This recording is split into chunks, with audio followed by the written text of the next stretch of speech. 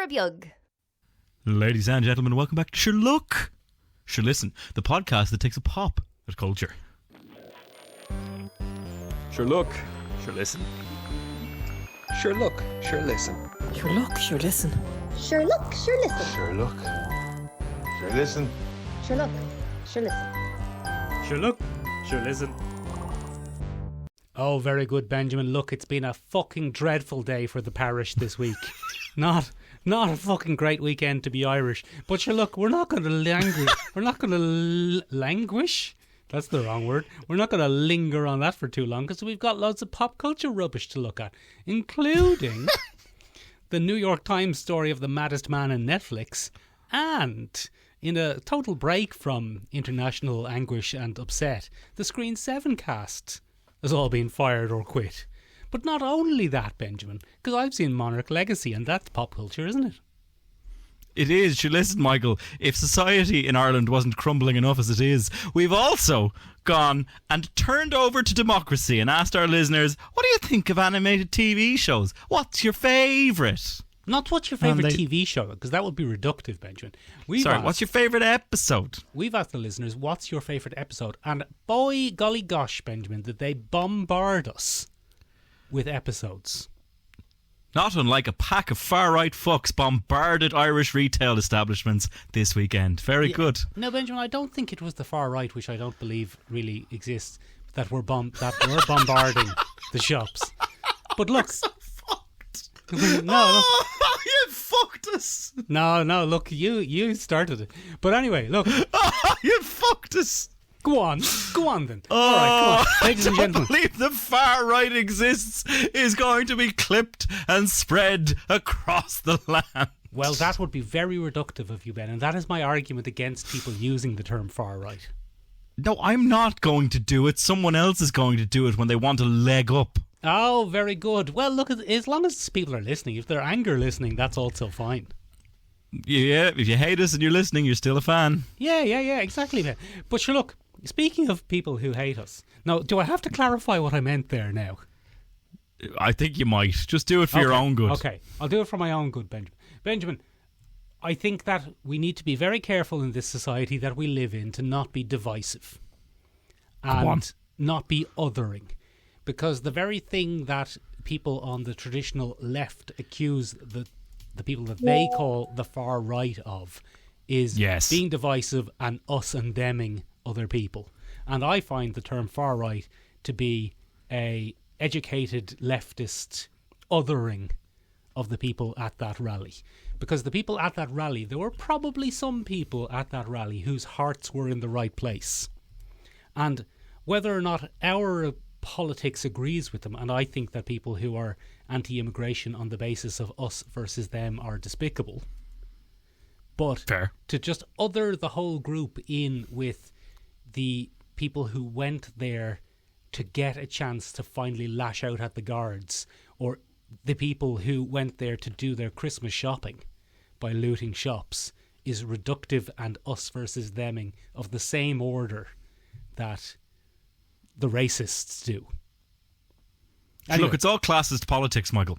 No, it's not all classist politics, Ben. But no, it all is, Michael. No, it's not. It's definitely not all classist politics. Some of the people involved are just pure and simple racists.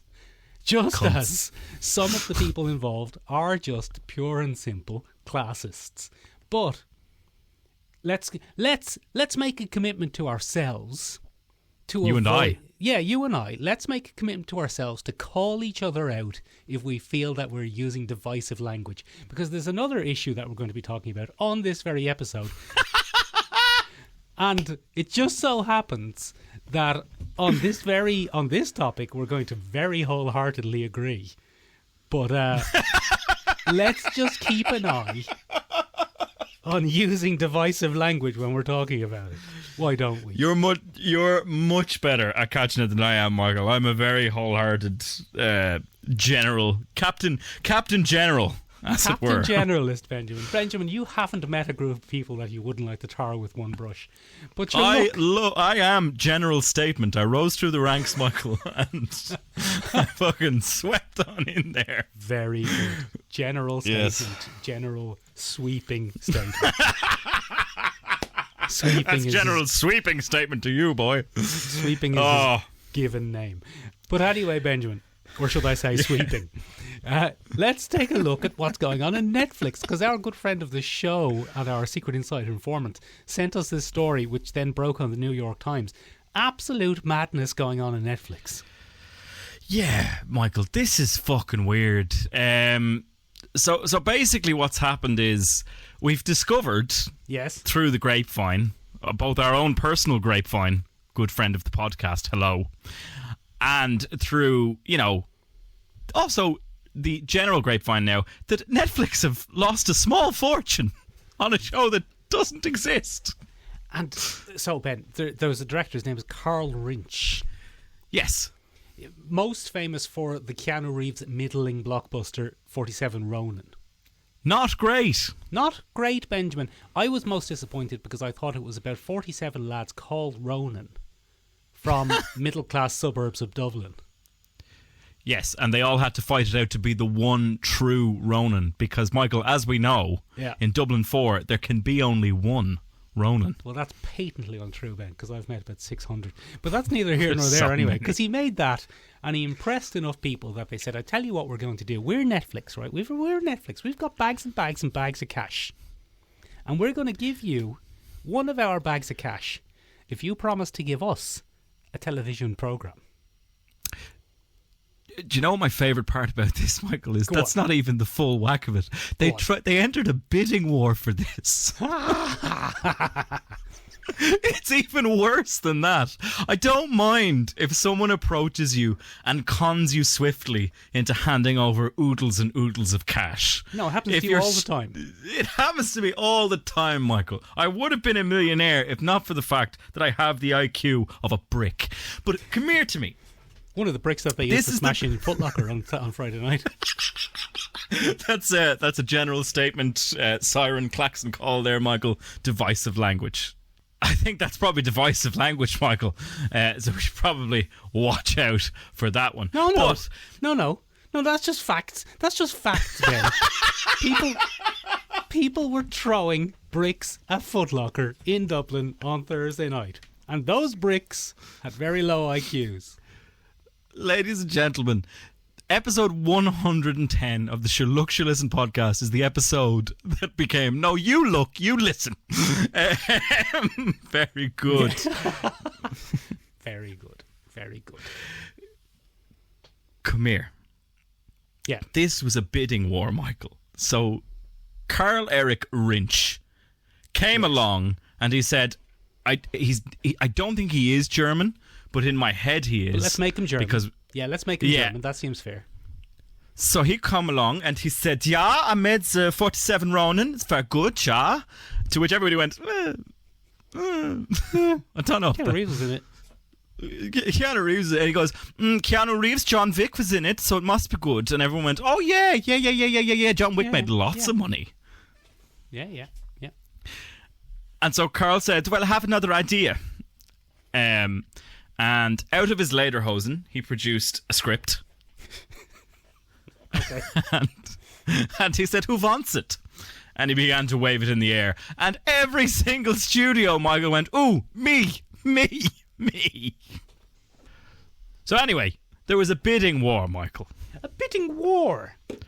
Indeed. I'm going to give you $10. We've got $200,000. We're going to go $2,000 for Carl Wright, $200,000 for Netflix, $200,000. You've got to go going once, going twice, going three times. Sold to Netflix, $44 million.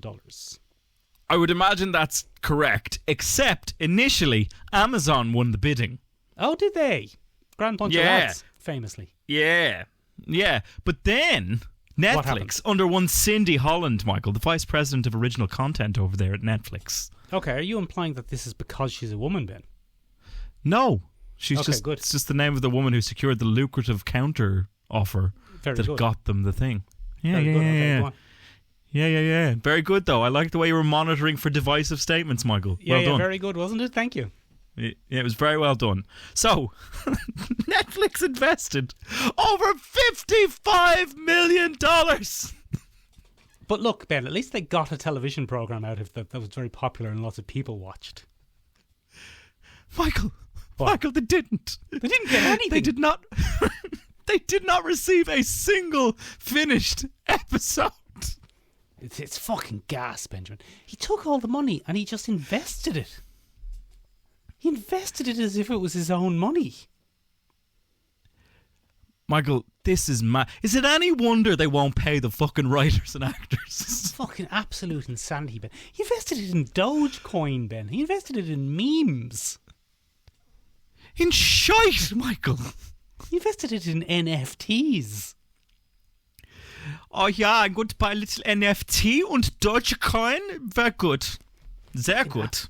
Absolute madness. And the long and short of it, Benjamin, is there's no TV show. Netflix cancelled it anyway. And now he's suing Netflix. Listen.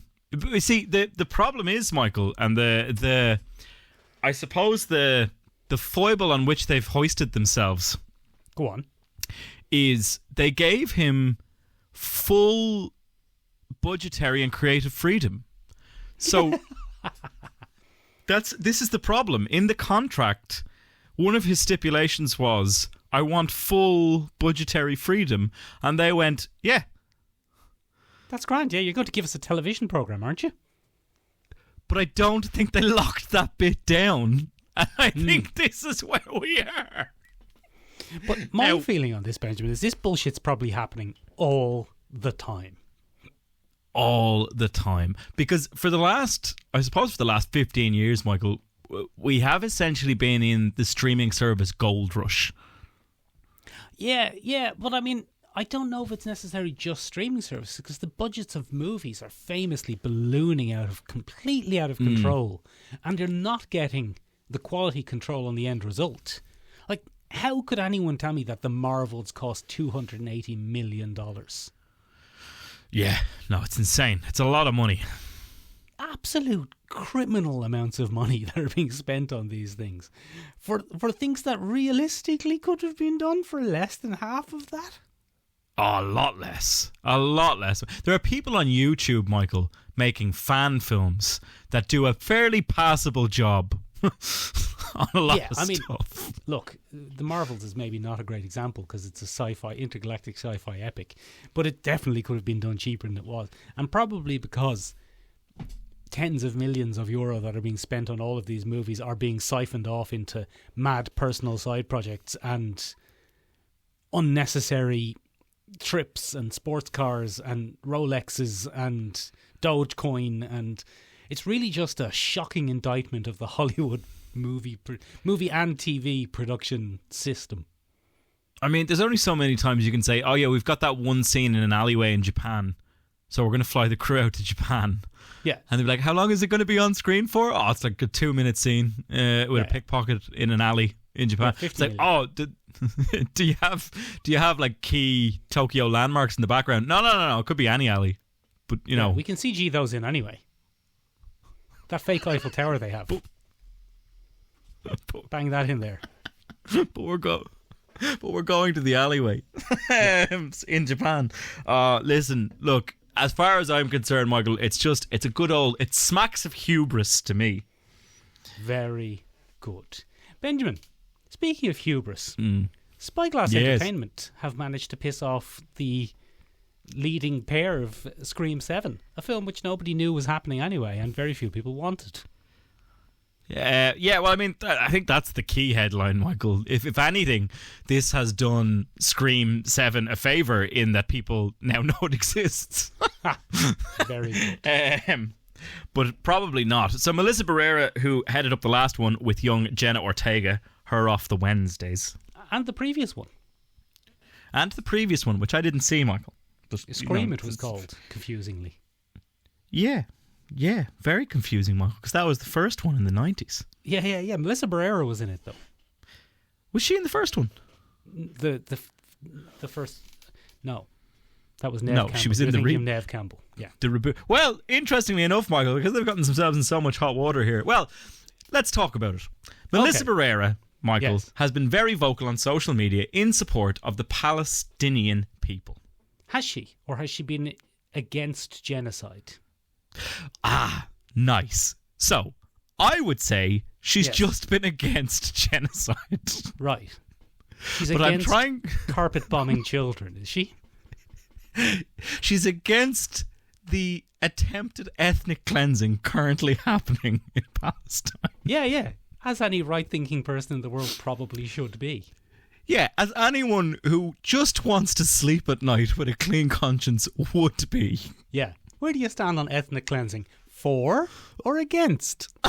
I'm pretty against it, I have to say. Yeah, I'd agree. Now, I don't want to So be would too I. divisive, Ben. I don't want to be too divisive. I don't want on to the be too Pop Culture divisive. Podcast. But I'm I'd be really against the bombing of children, hospitals and children. Yeah. Strongly against that. I would go as Yeah, far as to say. it just doesn't sit right with me. Yeah, there's something about it. There's something about the carpet bombing of children and civilians. There's something about the ring of it that just doesn't ring right to me as a good thing. You know, I don't eat sushi, Michael, because it just doesn't sit well with me. But you know what else doesn't sit well with me? The mass extinction of a people. Oh, yeah. That's not great. Yeah, I see where you're coming from. I do. I get it now. But now, Ben, I have bad news for you. You can't be in Scream 7. Oh, no, not Scream 7. Yeah, no, you can't be in anymore. Well, sure to be the best of the Screams. So Melissa Barrera, anyway, was told by her management, and this is a fairly widespread practice, Michael, across Hollywood management agencies. She was told, you can't be doing that. And she said, what? I can't be doing what? And they said, you can't be against the bombing of children. Because we are for the bombing of children, apparently. Apparently. That's what we said. And so we're going to drop you from our film. Melissa Barrera very honestly said, no, well, I think I'd rather still be against the bombing of children if that's all right with you. And they said it's not. So get off the film. Yeah. Now, in fairness to them as well, in fairness to Spyglass Entertainment, it's their prerogative. Because they get to pick or choose who represents them on screen. And if they're for the bombing of children, that's grand. And they eat sushi and are for the bombing of children. And that's fine. That's fine, apparently. That's fine. Yeah. But someone else on that movie, Michael, said, actually, I don't think that's fine. Well, here's the thing. So Jenna Ortega, when Jenna Ortega was in these movies, she was considerably less famous. Yes, we've had this before. This is the Wednesday effect. The Wednesday effect, Benjamin. Her star has very much risen since then. Yes. And to her credit, she appears to have at least partially decided to use her increased fame and visibility to take a bit of a stance. And I don't know if her stance has been particularly pro-Palestine, anti-Israel, anti-genocide. More, her stance has been, well, if you're going to fire someone for saying what they believe in, you're not getting me either. Fair. I can respect that. That's fine. She went, as much as we know, Michael, she went immediately upon hearing of Melissa Barrera's removal. She went immediately to her agent and said, can you get me out of this? And her agent said, yeah, Grant. Grant, yeah, you're 21 years old and you've got literally millions of dollars. You've nothing to worry about. You can take any sort of stance you like. You're literally also opening up many more job opportunities by not doing this film. Yeah. For example, you can go to Ireland, where they're having Wednesday season 2. Is it in Ireland? Yeah, they're filming it in Ireland. Get out of town. We go and try and be extras on Wednesday season 2. Yeah, I think we're odd enough looking. Yeah, I'm odd enough looking. Jesus, the size of the nose on me, Michael, and the tetrachromia alone. You could be some sort of creature. I could be some sort of creator, Michael. Just some sort of background creator. That'd be good. Yeah, that'd be nice. That'd be good. But, so anyway, Spyglass Entertainment is for the bombing of children. Now that might get you in trouble, but go on anyway. Yeah, that's going to get me in trouble. But anyway, rather than do any kind of damage control, Michael, and say, oh, well, we're actually not for the bombing of children, but we don't like divisive statements from our stars' social media, which might be an avenue to take. Might be. Yeah. I mean, I'd respect them on that take. I'd respect them on saying, you know, if you're going to be in our films, you're not going to take a political stance. Because that's their prerogative. If someone's going to pay you millions of dollars, and part of their prerogative for it is to say, keep your personal politics off social media while you're representing our brand. look. Yeah, I mean, companies do it all the time. That's their prerogative. I don't think I'm for it. I doubt I'd respect them if they took that stance. But they didn't take that stance, Michael. What they took instead was, we're going to get Neve Campbell back. Get Neve Campbell back. Everyone's been chomping at the bit for more Neve Campbell. Yeah, I had to look up who Neve Campbell was, but I'm sure loads of people want Neve Campbell. She was in bloody Scream, Ben. 90s heartthrob Neve Campbell. Don't you dare come at me with I don't know who Neve Campbell is. Michael, how the fuck would I know who Neve Campbell is? She was in Scream, of all things, Ben. I was only a baby. You were only a little baby. You see, this is in your gap. This is my gap. It's in the gap. Scream is in your gap. It's in the gap when you were too young to care about grown-up things, and then by the time you became an adult, it was boring and old. Yeah, it was blasé. Blasé, as they say. Benjamin, anyway, sure, look, that's now that we've got that off our chests. What are we talking about? Hashtag Free Palestine. Sorry. Oh, is that what it is? Right. Okay. Yeah, I'm just going to stick that in there at the end. Stick that in there at the end. Have we covered that? Do you think we've covered that sufficiently and given like a fair and equal, balanced opinion on that? Yeah, I think we've made it very clear that we're against the bombing of children and civilians. Yeah.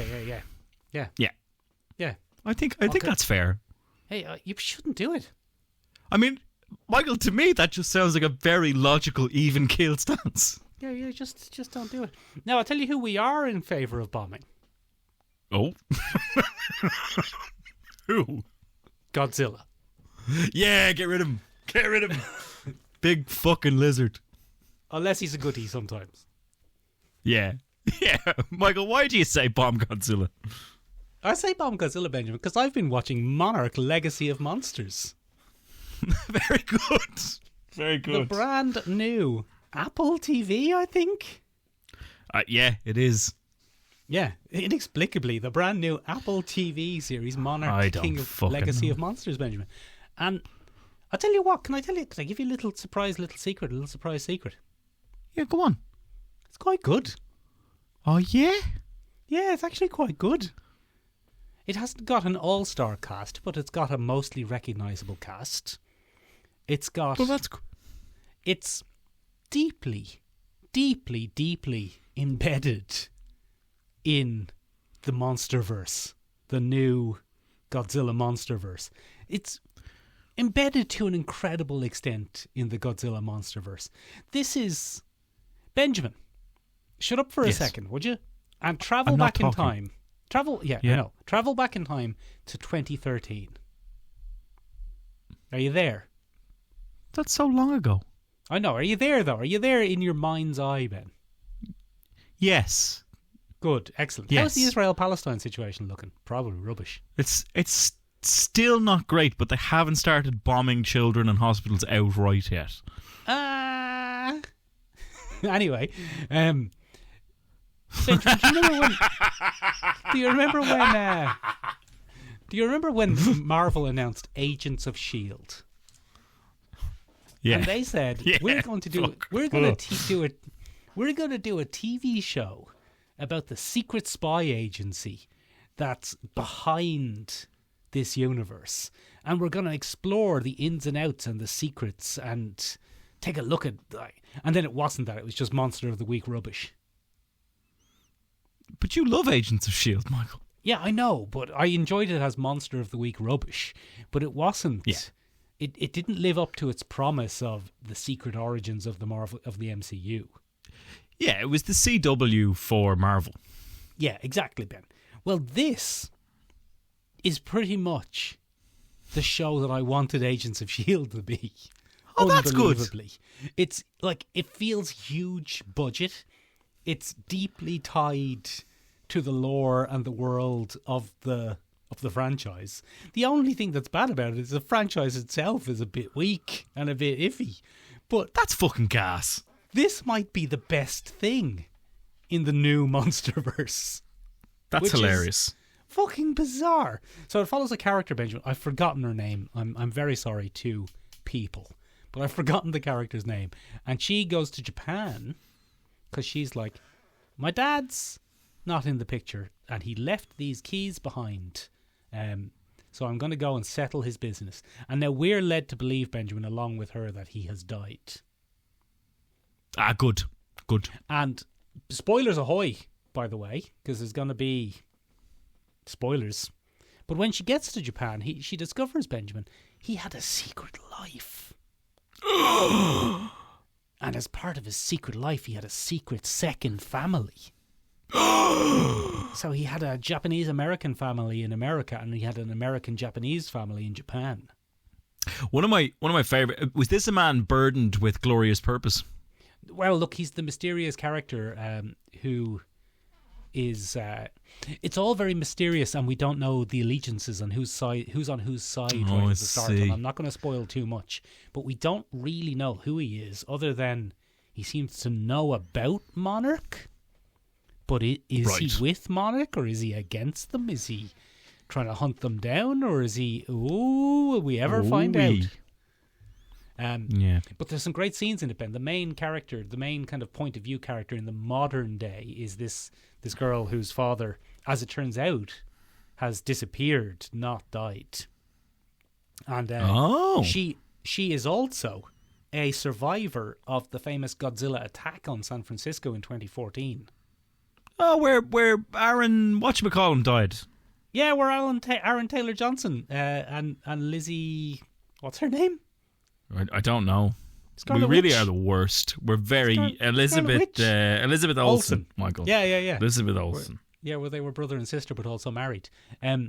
So that scene, that attack. So she was a survivor of the Godzilla knocking down the old Golden Gate Bridge. Oh, very good. The GGB, as we call it. And she has lots of trauma around that. As you would, I suppose.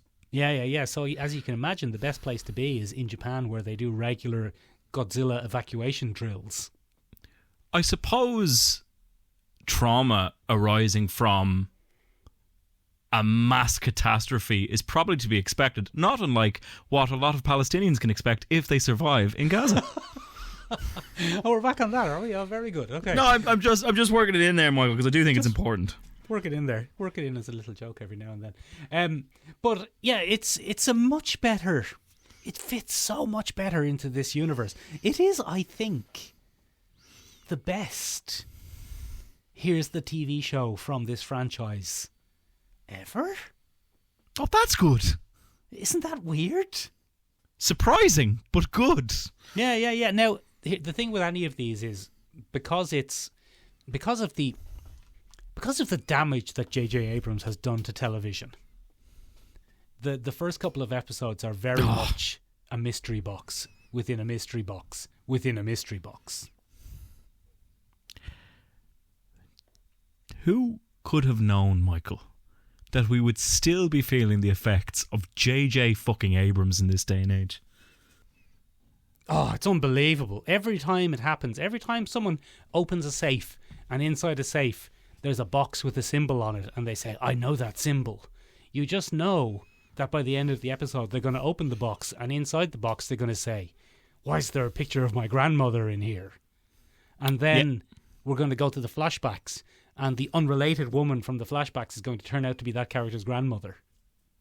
Ah, yeah. It was her the whole time. And every single time you go, J.J. Abrams, you did a lot of damage to bloody serialized storytelling. J.J. Abrams, you fuck. You serial storytelling serial killer. You fuck. Very good, Ben. Ben, it has one of your favourite things in Hollywood. Go on. It has a real-life father and son playing the same character in two different periods of time. Fucking great stuff. Give everybody in the family a job. Jobs for all the Nepo babies. So it's got Kurt Russell, Benjamin, and he plays essentially himself. And it's got Nepo baby Wyatt Russell. You might remember him from being the rubbish Captain America. And he's a real shithill. Yeah. And he plays young Kurt Russell in two different time periods. Great stuff. Yeah, great stuff. But it's good. Like, it's got John Goodman in it, a notorious good man. He's a great lad. Great lad. It doesn't have Brie Larson in it, from what I can see. I like Brie Larson. Yeah, or Tom Hiddleston. I like Tom as well. But you know what the most confusing thing about it was? Is it the fact that J.J. Abrams has a lot to do with the twists? No, it's the fact that I watched it going, fuck, I've only seen each of these films once and I do not know what's going on. Yeah, I mean, that must be the trickiest part about making a good thing out of a shit show.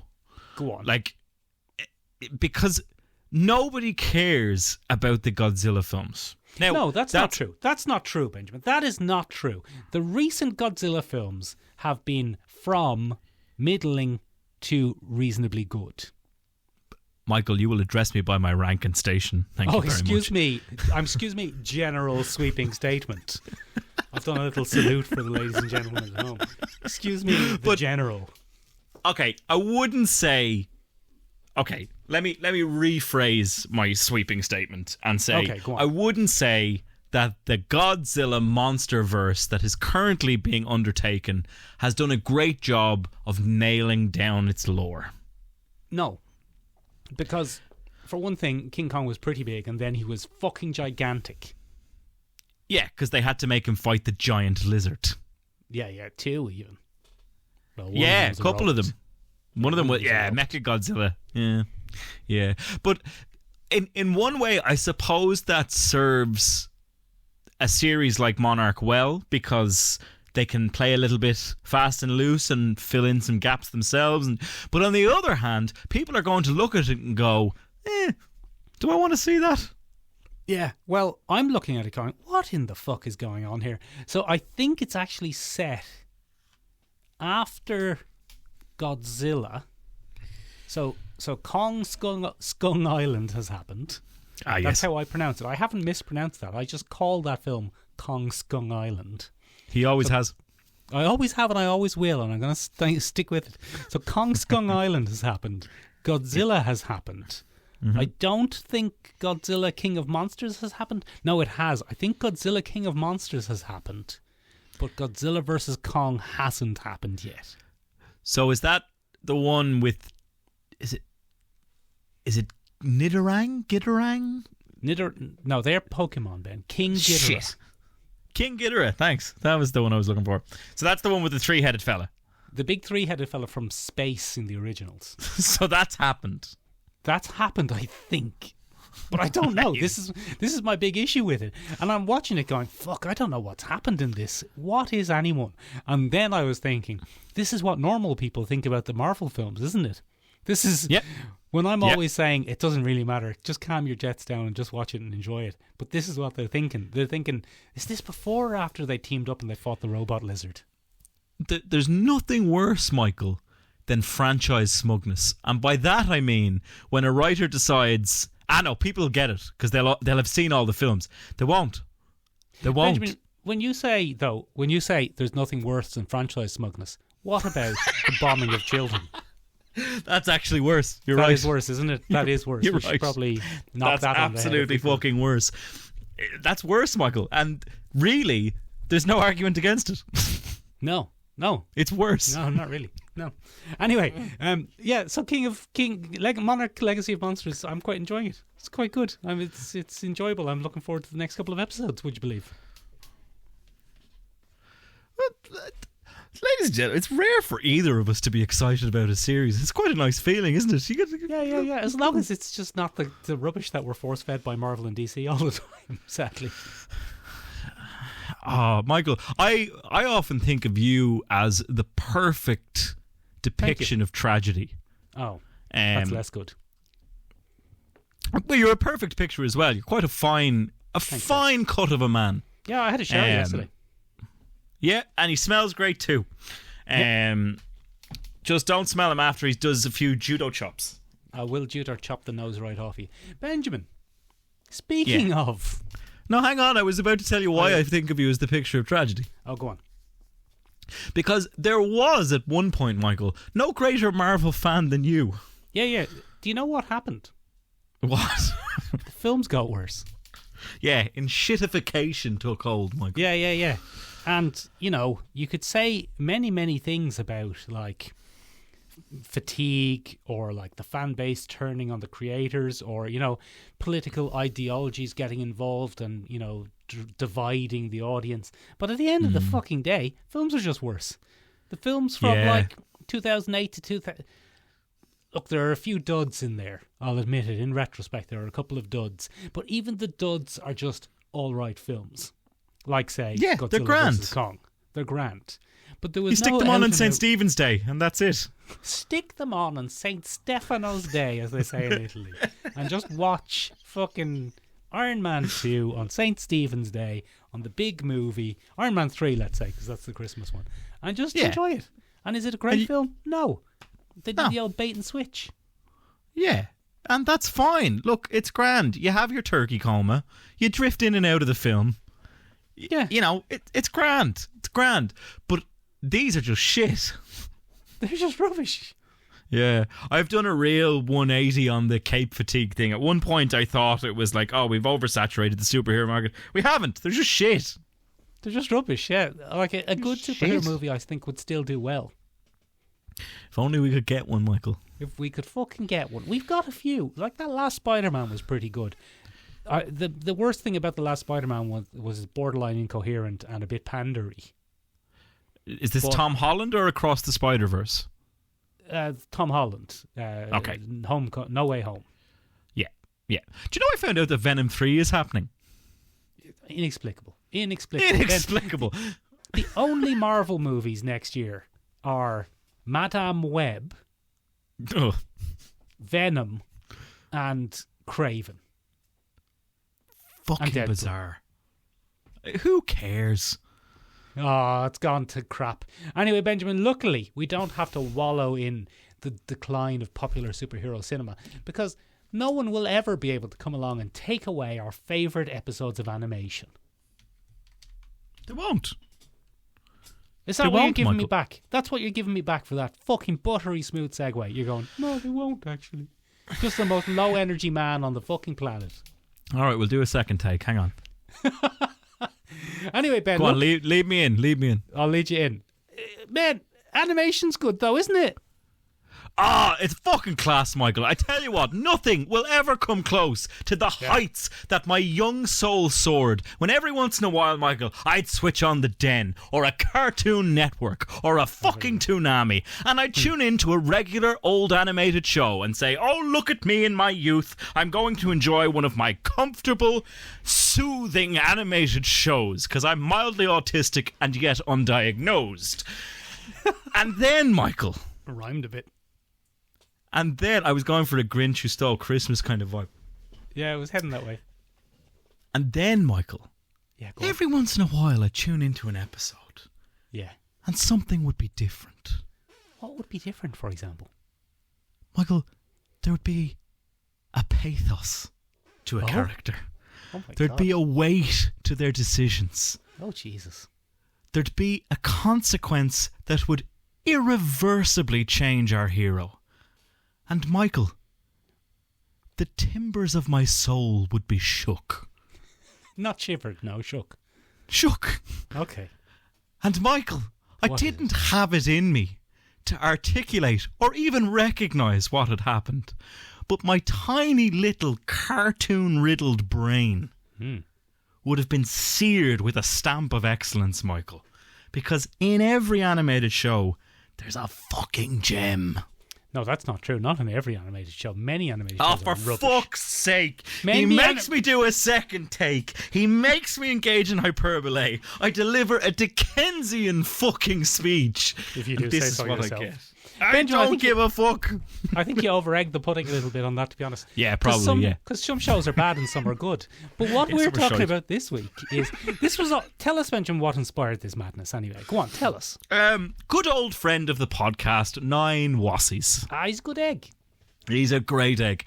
He hopped up on the Discord, ladies and gentlemen, and if you too would like to one day get a shout out on a podcast with very little reach, you can hop enormous up on reach, that Ben. Discord. We have actually tremendous reach. It's true. We are currently resting on our laurels at over 1 million people reached in the last Yeah, 30 that's very days. weird. Very strange. Very strange. But come here to me. You too could be a blip in the content ocean if you hop up on that Discord, ladies and gentlemen. Get down to the description below this episode and just come and join us. It's grand. We've join got us. loads of great lads up there and lasses. And come and say hello. Or Yeah. If you don't feel like taking part in the old communal chit-chat, you can just go and leave us a review wherever you listen. Yeah, maybe don't review this episode.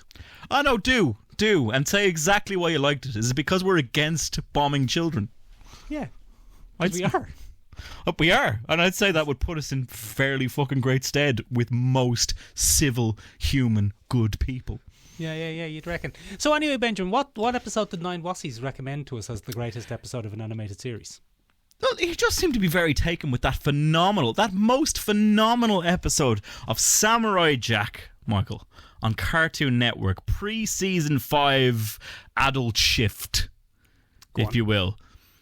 And that episode was, of course, Jack and the Three Blind Archers. Now, this is, quite frankly, Michael, and fair play to Nine Wassies for highlighting it, this is a phenomenal animated show that truly shows off the power of animation, because it's entirely silent up until the last little segment. Oh. Because poor old Jack finds himself on the wrong end of three blind archers with phenomenal hearing. Yeah, you can't even make a little creak or else they'll shoot arrows at him. Michael, he can't even exhale. Or they'll fill him full of iron. Is that what arrowheads are made out of? I don't know. They would be, yeah, broadly, yeah. Maybe Yeah, bronze. okay. That's Probably iron. maybe bronze. Fill him full of bronze or maybe iron. And Michael, it's amazing. It's done so well. Jack kind of has to reconnect with some of his training when it comes to navigating the world without sight, and he joins the lads in the realm of the blind. Metaphorically, not there's no actual realm of the blind. And he takes away his own vision to kind of compete on their level. And he takes out a stone well, and it's a phenomenal episode as well, Michael, because it really raises the stakes. Jack is given the option of getting back to his own time by a sinister wishing well at the end of the episode, if you remember, and he turns it down because he's a great lad. Yeah. I think there is a land of the blind in Dublin, isn't there? Isn't there a blind village in Dublin? Probably. I think there is up around Grange Gorman somewhere, but that's neither here nor there. The thing about this episode, Benjamin, is, as you said, okay, there's a little bit of a plot. Yeah. But the plot is borderline irrelevant. Borderline. Because this episode of an animated series has the absolute temerity to be doing a thing. And the What thing does it is- have the temerity to be doing? Well, it's doing a thing, and the thing that it's doing is it's telling a silent story with choreography and cinematography Yes. and action Yes. as an animated series. And Michael, you have to remember, this was at a time when, you know, a cartoon like Samurai Jack was a children's cartoon. Samurai Jack is a children's cartoon for sure, right? I agree with you on that. But it has a big advantage of coming from an era when cartoons were starting to come into their own right as a form of artistic expression and didn't just exist to sell toys. That's a good point. I don't own That's a a good Samurai point, well Jack made. toy. And if there were Samurai Jack toys, which there no doubt were and no doubt have been at various stages, you never got the impression that that's why Samurai Jack existed. No, certainly not. Certainly not. That was down primarily to Gennady Tarakovsky. I think I possibly got that slightly wrong, ladies and gentlemen, but I think it's Gennady Tarakovsky.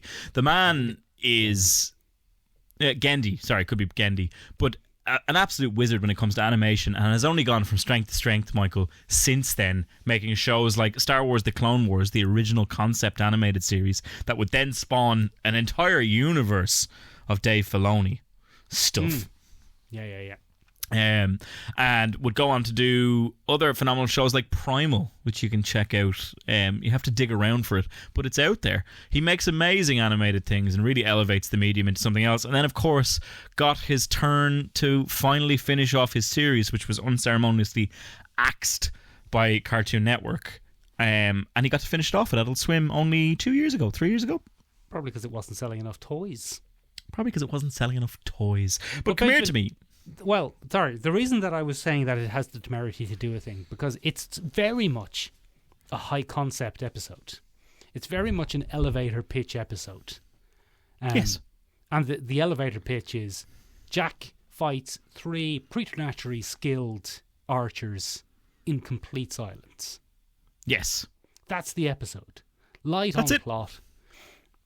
And nearly all of the episodes that we were either recommended or we picked ourselves for this week's retrospective on the best episodes of animation, nearly all of them are like that.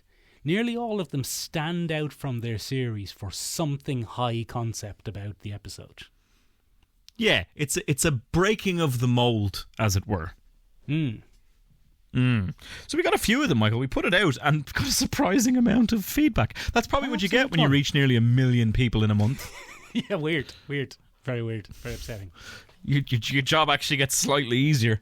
In some ways. Which is, I'll be honest, Michael, I hope I don't get used to it. No, don't get used to it. That's all I'm saying. That's hubris. That's hubris. And as we all know, hubris will end up getting you to spend $55 million on a TV show that doesn't exist.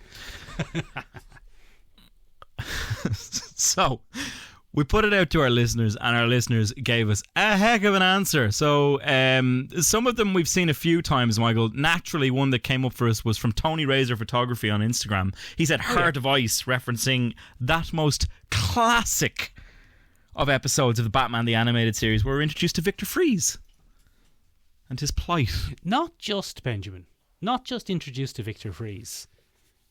Obviously, we were just introduced to Victor Fries, but it's very easy for modern day Batman fans to miss the fact that this episode of the Batman animated series reinvented Victor Fries. This is where the current Victor Fries came from. Very important to note that Victor Fries, prior to Batman the Animated Series, was a Z-lister. Just not a good character. He was a bit of a joke. He was a silly kind of snowman character. And then all of a sudden, Paul Dini got his hands on him. And Paul Dini's kind of raison d'etre during the Batman the Animated Series years was, what if I took weird C-listers and D-listers, and what if I gave them a new lease on life? What if I pushed them forward? And the first place that he got to do this, the first real watershed moment for him and kind of a sign that Batman was changing, was Heart of Ice. It's the 14th episode in the first season, and it aired on the 7th of September 1992. Which is so many years ago. A full year after I was born, Michael. I wasn't even. Yeah, I know. Insane. And what we saw, Michael, was not a villain who wanted diamonds, and not a villain who, wanted to rob a bank or had an issue with Batman, but a villain who had made some terrible decisions, had lost his wife, or almost lost his wife, and was doing everything he could do to get her back. Now, this was unheard of, Michael. It was a completely new thing. And originally, this story wasn't supposed to be included in Batman the Animated Series. Paul Dini had to fight tooth and nail to keep it in the first season. Almost threatening to leave production if it didn't stay in. So that's pretty impressive. And Bruce Timm, who is the animator for it and came up with all those concepts, he really started to think this out, and him and Paul Dini came up with this cold, emotionless man that, had lost everything when he became cryogenically exposed. So it was pretty interesting, and just crazy stuff. Benjamin. Yeah. Another one of the fabulous reader or listener suggestions was from Gwambi Guy on the Discord. He hopped up on it, Benjamin, just to give us a suggestion. He did indeed. Loads of people hopped up on the Discord, Michael. Other people should hop up on the Discord too. Hop up on there. It's great. But Benjamin, his suggestion was an episode from a TV show I, to my shame, have never watched an episode of before this week. And it was the episode The View from Halfway Down of BoJack Horseman. Oh, BoJack Horseman, another weird and bizarre cartoon animated show that set out to prove us all wrong in our assessment of cartoons. Go on. So to my utter shame, I'd never watched an episode of BoJack Horseman before. So I had no frame of reference to compare this episode against, which when I was watching it was interesting because I think it was both a positive and a negative for this experience. So I know that BoJack Horseman is Will Arnett and he's some sort of celebrity horse, some sort of sarcastic celebrity horse. But this episode, to my surprise, is another episode that's doing a thing. It's a high concept episode. And in it, BoJack Horseman is going to a dinner party where everyone who's been through his life and who's died is there.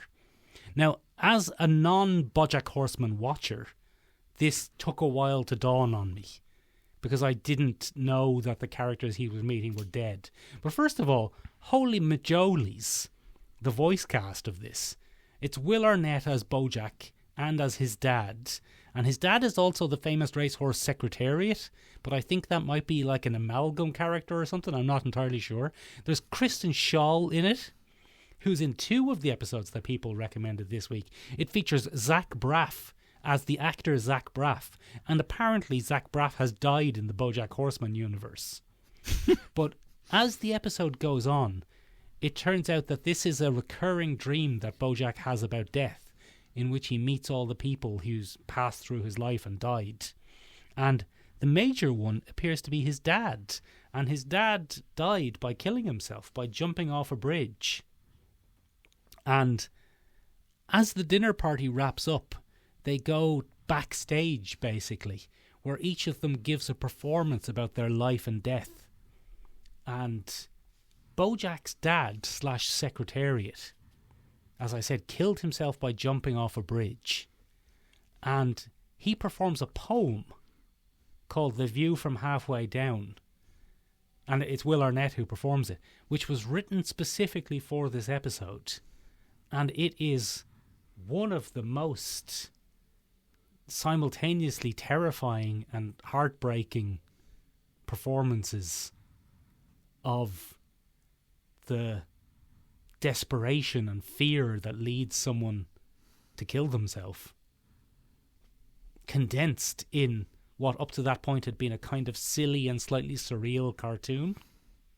And and as it turns out, BoJack himself has he's not attempting to kill himself in this, but he's through a combination of drugs and alcohol and depression has managed to drown himself in his own pool.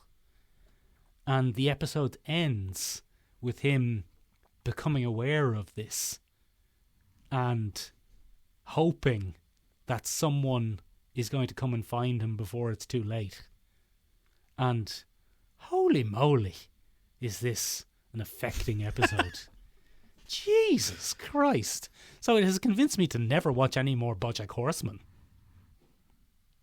BoJack Horseman is one of those shows you have to be very mentally well to tackle BoJack Horseman. Yeah. Now, luckily, Benjamin, I am, and I know you're that sounds solid as a rock.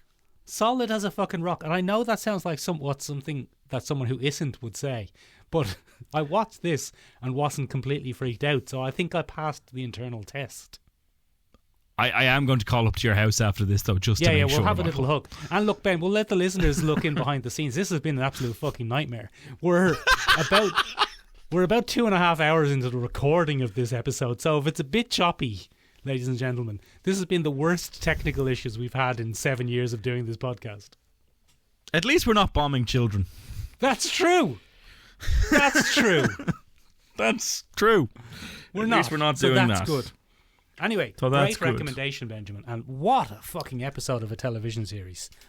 Surreal, spooky, scary, hints of Twin Peaks about it. It's the poem. Jesus Christ, the poem. Oh my God. I'm going to have to check that out now, Michael. Have you never seen it? I've never seen it. I've never seen it, Michael. God, Benjamin. So his father killed him. Look, if people have ever been affected by someone they love killing themselves, this will be a hard watch. Yeah, very, very hard watch, because basically the title, the poem in question, The View from Halfway Down, is about his father who killed himself by jumping off a bridge, and halfway down he realizes that he's scared and he doesn't want to do it, but it's too late. Oh, And God.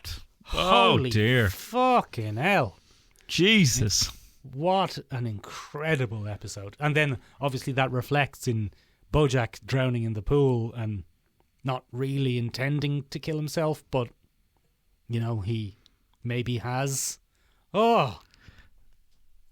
Ooh. Oh. Fucking hell. Oh. But, you know, Holy it's moly, art. as you'd it's say. It's definitely art. It's definitely art. Speaking of harrowing recommendations, Michael, we got one from my good lady friend. Oh, go on. Get out of there. Did she hop up on the Discord? She hopped up on the Discord, Michael, and she gave us two devastating picks. Well, technically 3, but we'll get into that in a second. The one that she gave us as her kind of top class recommendation for what stuck with her, what seared in the old noggin as a child, was an episode of She-Ra, Princess of She-Ra, Power. the Princess of Power, if you will. Indeed, and the episode was called "My Friend, My Enemy." So, right off the bat, Michael. Yeah. There's some fucking with the philosophical lines of good and evil going on there.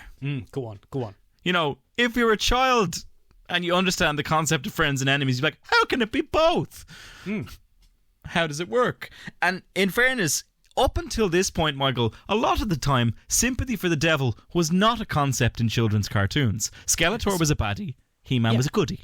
Yeah, especially, Benjamin, in children's cartoons, and especially in cartoons like She-Ra, which was explicitly designed to sell toys. Explicitly, Michael.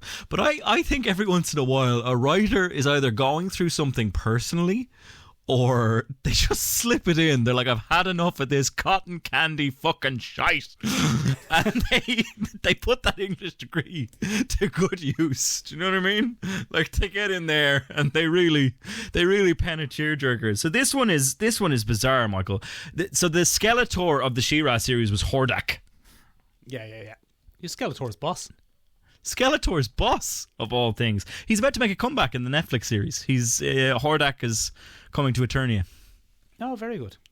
Yeah, so I don't know if that is good. But anyway, so Hordak is placed under an evil spell that will make him disappear forever. The only thing that will reverse it are tears wept by somebody who cares enough about Hordak to grieve him. So it's about his journey trying to find a single soul who gives a fuck about him. Oh, that's some rough shit. That's some rough shit, man. In a kid's Does he learn a lesson cartoon. from it, though? Does he become a good? Nah, he doesn't. He's Hordak. He's Hordak. He's not learning shit. But like, fucking hell. Imagine watching that as a child. As my good lady friend said, I remember crying so intentionally so the cartoon Monster Man didn't disappear. So, you know, yeah, isn't that fucking awful? That explains a lot. Oh. That does explain a lot. But yeah, so I mean, like, that's a heartstring one, and that sent the Discord down a spiral, Michael. I have to say, we started lashing the tearjerker episodes in, and who came up but Seymour? And Michael, none of us will ever recover from Seymour. And if you don't know what this is, ladies and gentlemen, congratulations. Just stop listening now. Cover your heart. Don't cover your ears. Just cover your heart. And go and watch puppies playing. Yeah, go spend time with your dog. Yeah. Your lovely If dog. ever there was a better use of your time than listening to us shite on, go play with your dog. Go play with your dog. But since we're talking about, you know, cartoons that trespass into the realm of art, you know, a few people came up with this one. My good lady friend put it in, and then it was resoundingly kind of seconded by many people. But there's an episode in Futurama, Michael, featuring Fry's dog, Seymour. Yes. And it has one of the most heart-wrenching finishing scenes of any cartoon I've ever seen. Oh, borderline criminal. This is borderline criminal, this episode. Michael, this is a war crime. As it's an affront to the Geneva Convention. Oh, go on. That might have reduced our other points. Second only to the bombing of children. Yeah, But so this was written by Eric Kaplan, who was one of the writers of Futurama. And they actually they rewrote it later on, which is very interesting because they just felt that they had done a horrible thing to the universe by releasing this. But what happens is Fry jumps to the next millennium. He jumps 1,000 years, and it turns out, we find out in a very tender moment, that humanizes Fry in a way that I didn't think was possible, because he's just a fuckwit. Yeah, that's his character. Yeah. But it turns out he was a very kind idiot at one point and constantly looked after this tiny little dog called Seymour. Yeah. And his dog loved him, and he loved his dog. Yeah. And it turns out that when Fry disappeared, his dog waited for him to come back, Michael. It's worse than that, Ben. It's worse than that, because he Yeah. finds the dog's bones, and the moral quandary of the episode is he going to clone the dog and bring him back? Yeah, And then it's Fry worse. makes the decision in the end that the dog probably he sees that the bones are of an old dog, and he's like, the dog had a long and happy life after he left, and he makes the decision to leave it at that and just let the dog rest. And then the absolute bastards show us the dog gradually getting old, waiting for Fry to come back, and he never does. And fuck those guys. That's, oh my God, incredible. There are so many philosophical lessons in that. There's the want of humans to make things happy. Oh, my dog had a good life after I left. Maybe not. Yeah, Maybe that didn't happen. And it actually comes from a very long history of tragic paintings that follow this motif. I don't know if you're aware of this, Michael. I assume I'm not. But there are a lot. For the content, we won't. But there's a long history, Michael, of this awful thing, including a very famous story around Odysseus. Odysseus had a very famous dog before he went on his famous voyage called Argos. Argos the dog was the loyalest of dogs and a wonderful guard dog, and was just spectacular. Go on. Spectacular as a dog. And no greater was a dog's love for his master than Argos's for Odysseus, right? Go on. Yeah, Argos the shop. Argos the shop, yeah. Argos the shop. Fuck, Jesus. Catalogue warehouse-based shop. So, for those that don't know, Michael, Odysseus, when he comes back, has to contend with all the suitors who have come for his wife Penelope in his absence. He's been gone for 20 years. Are you just... I'm going to interrupt lost you on for the a high second, seas. Benjamin. Are you doing a bit here? Because we haven't planned this, but are you doing a bit? You're not doing a bit, are you? There's no There's no bit here. Okay, well, No. Go on. Okay, so he comes back after 20 years, lost to the high seas, and has to compete with the other suitors for his wife Penelope. Go on. Yes. Yeah, go on. He does this in disguise.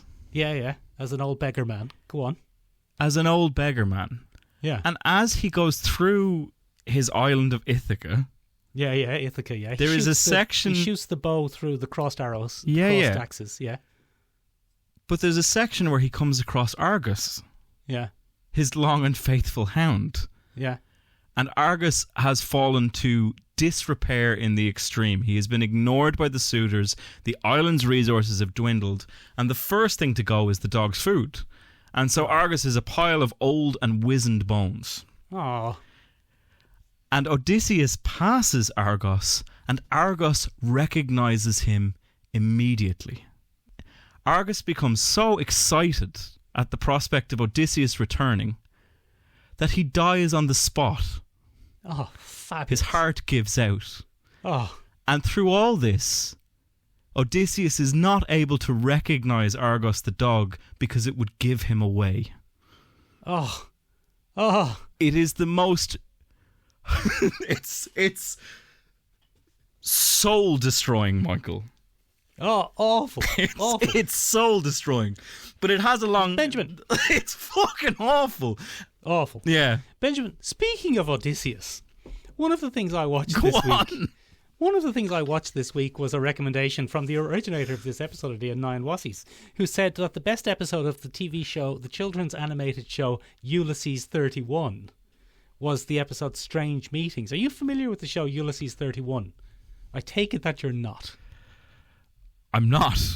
Okay. I'm not. So Ulysses 31 is an early 80s anime, which I'm surprised you haven't seen because you're the resident podcast anime boy. It's a Japanese-French co-production.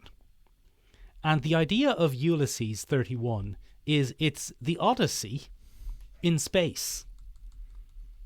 So Ulysses, or to use his original Greek name, Odysseus, is a man. Oh, now I see why you thought I was doing a bit. I thought you were doing a bit. Okay, no. So he's a man, Ben, and he's in space, and his son Telemachus and all of the other children are kidnapped by a monster called the Cyclops. And then he kills the Cyclops and angers Zeus, the god of the gods. And Zeus curses him. And he curses him to go on a journey across the universe to find his way back to Earth.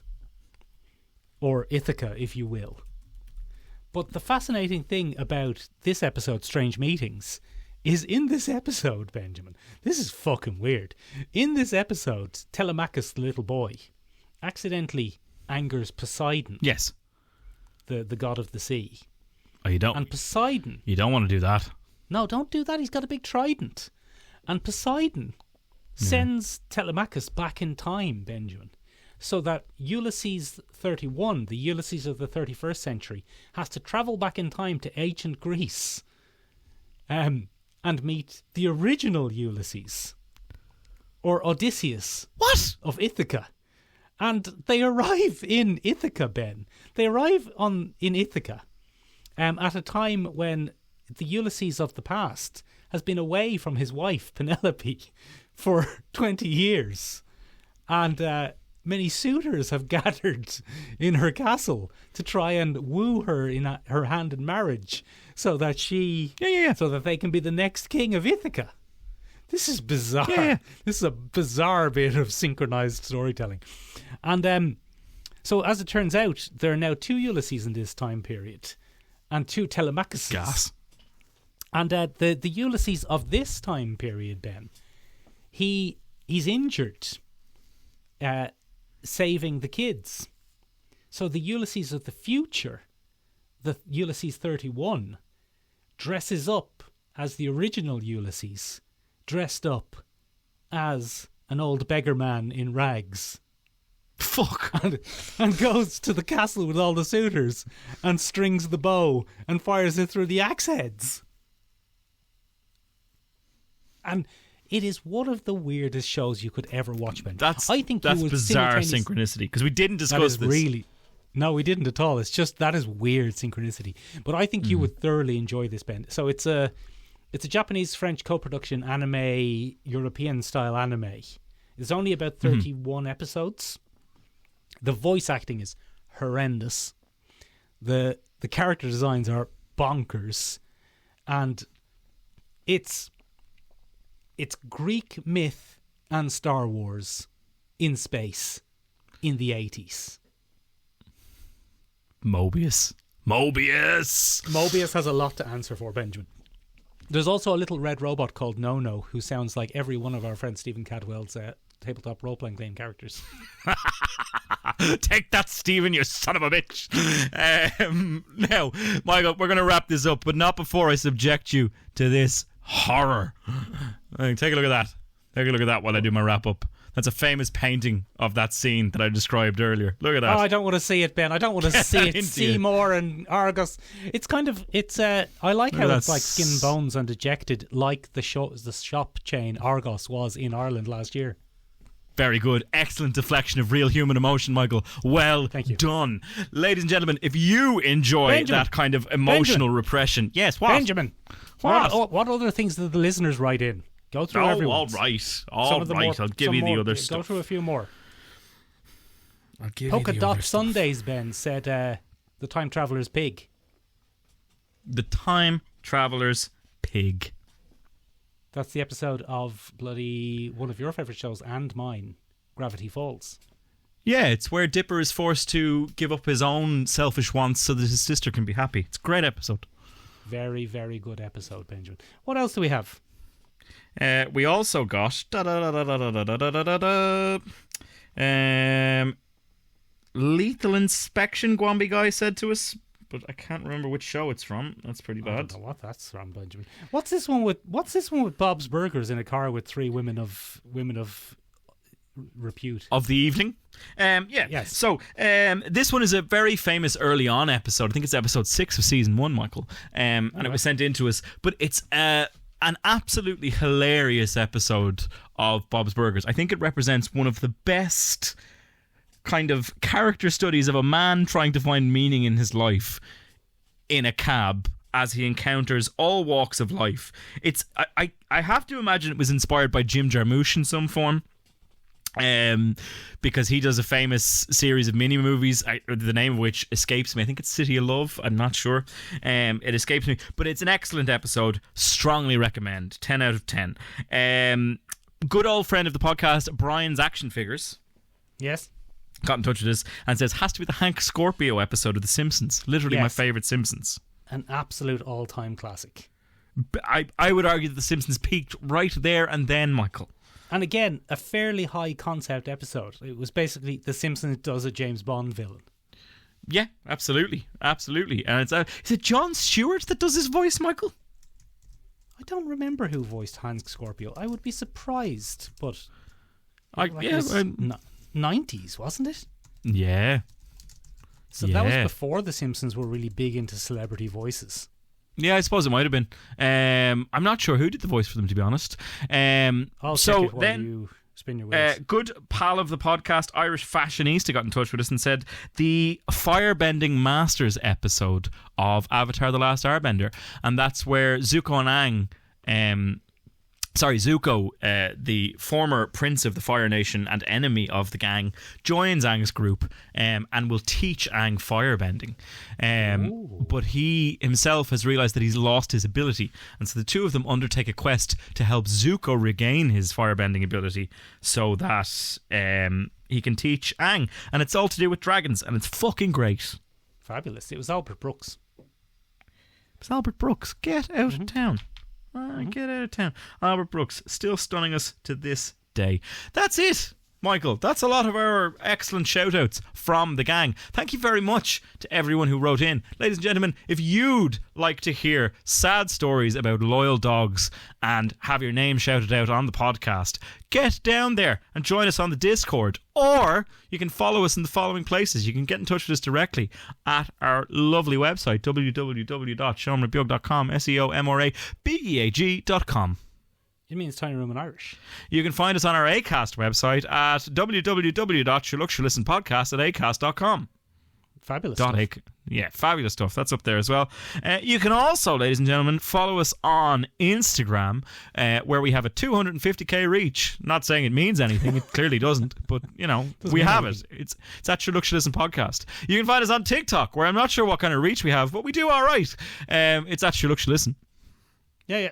You can't if you're under 30 though, only. If you're under 30 only, if we find out you're over 30 and you're on tick, get out of here. We'll get you right out of here. We'll get you right out of here. Ladies and gentlemen, that's it from us this week. I think we've pretty much done it all. That's it. Now, everybody, stick your hands together and pray for me as I go off to edit this into something coherent. He's going to need your help, ladies and gentlemen. Bye. Oh my God, it's going to be a shambles. So good luck, everybody. Stop the war. And the cap.